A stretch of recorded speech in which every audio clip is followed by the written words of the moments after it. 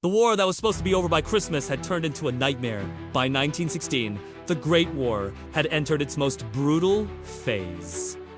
The Western Front had become a stalemate. The Russians had collapsed in the east. The British and French were fighting for every inch of land, and the Germans were determined to bleed the British and French armies to death. Verdun became a meat grinder. The Germans bombarded the fortress for months, killing hundreds of thousands of French soldiers. But the French held on. Meanwhile, the British launched a massive attack on the Somme.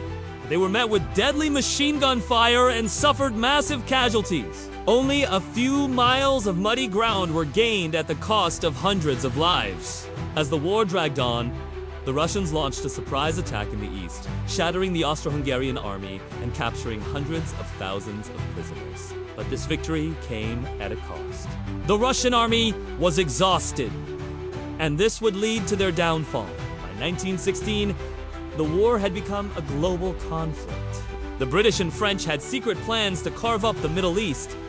And in the North Sea, the German and British fleets fought an epic battle. But by the end of 1916, it was clear that the war would not be over soon. The empires had thrown an entire generation into the meat grinder of war, and the world would never be the same.